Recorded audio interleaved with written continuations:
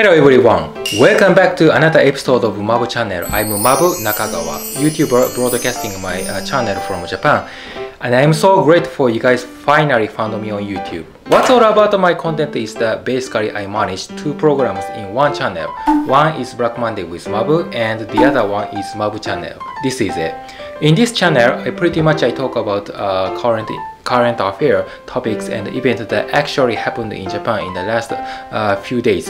I tell you moment about Japanese breaking news as to what's going on with economy, politics, famous people, business, education, money, and all variety of topics about Japan I love. If you had a new finding from my video, give it a like and subscribe to my channel. As well as notifications so that you can stay up to date with information as you need more. I hope it works for you. Also, I put a link for my social media down below. Check it out if you want to know more of my bio. I always welcome you. Don't hesitate to messaging me, okay? Anytime you want to in the comment section, drop the message below. I really enjoy having a conversation with you. Let's stay tuned, folks. Swap some unpopular opinion over the controversial topics. It doesn't matter if it's wrong or out of point. Don't be shy. Critics speaking ill of me, mocking me, anything is fine with me. Again, I always welcome you. Great. So let's move on. Shall we begin?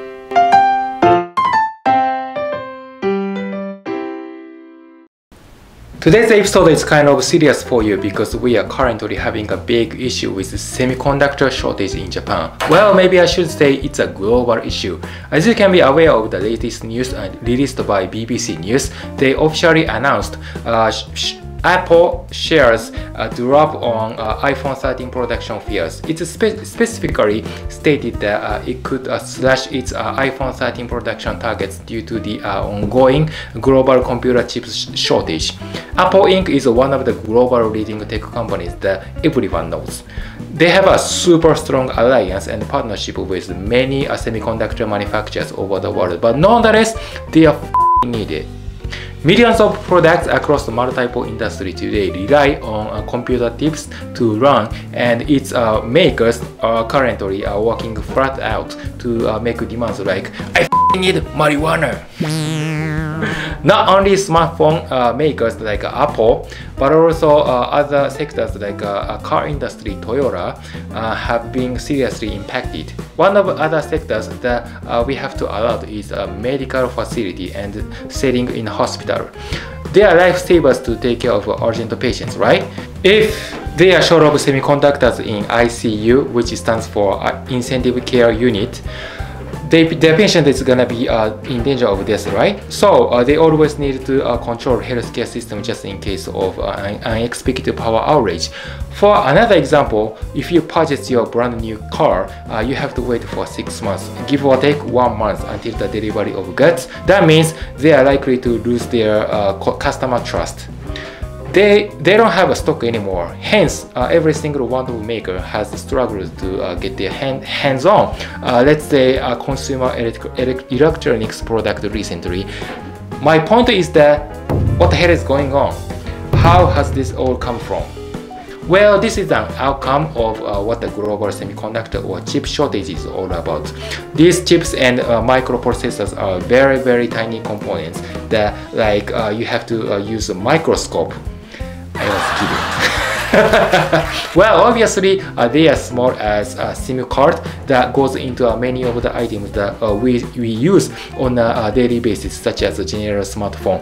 But even things like a washing machine, a door, lights, remote control as well, so they are incredibly demanded. That's why we are having a chronicle issue with the semiconductor shortage. It's still expanding to so many different industries across the board. Especially in Japan, we are having a potential risk of fake semiconductors sold in the Japanese market. OKI Engineering Inc. give their consumer field counseling services for testing, evaluating, and analyzing whether or not they are counterfeits. They say 30% of the products are failed. That can lead to ignition or spontaneous fire. That's very dangerous, right? We don't want that shit. Even under this particular circumstance, many companies started to reduce their production targets and chip purchases as virus spread the world. At the same time, chip makers, as I introduced OKI Engineering Inc., foresee potential sales in demand for semiconductors. They target their end users for more additional technical support and advice, like how to utilize and make the most of remote working than most people anticipated. To make the matter better, they shifted their business plan or strategy from production to on-site service. Of course, big semiconductor companies have to keep working so hard for 24 hours a day because we definitely need a little tiny chips at any cost. Now the state of emergency has been cancelled as of today. I believe it's feasible, but in the meantime, we have to stay patient, you know. But not to worry, not to worry. In terms of our everyday life, I think the world global chip shortage will probably not hit our daily life in an instant. In the long run, maybe yes, but just 1 or 2 or 6 months, no. I think it's not a big deal for me. I can wait. Only if they take priority for, like I said, medical purpose, security reason. Likewise, if they have to take a governmental action, they can go ahead and quickly resolve the issue. That's my opinion. I just want to ask you, if you are short of a semiconductor, what's your issue with your life? Most people say nothing, right? You can wait for iPhone 13. A lot of major executives of the company around Japan have been commenting on this issue recently. Some people say 2023 is realistic to provide enough semiconductors in public. Others say there's uncertainty even as to what's going to happen in the next upcoming year. There is a bit more challenging, tough, and unprecedented structural problem in the overall semiconductor market as it's related to coronavirus pandemic, but just demand significantly above supply, you know. It's a matter of time. We just have to think about how long it takes us to wait. That's all. I don't think it's a good idea to build a new factory just for cheap storage in a short term, because the cost should be too huge to produce these complicated materials, equipment, and the specialization of skills. There's just an uncertainty to define the next generation of semiconductor development.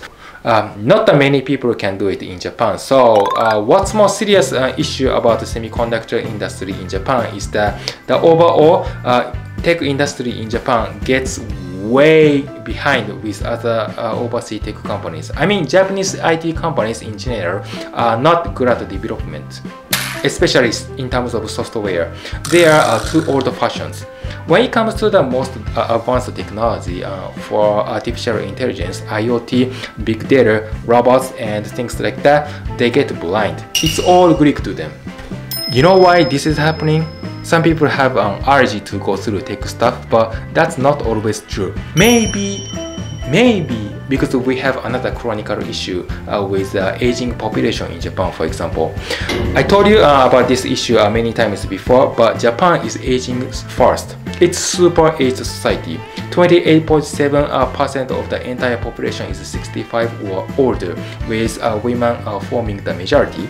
In 20 years, it's been said that people at the age of 65 or older will represent a third of the population. That's a ridiculous number, folks.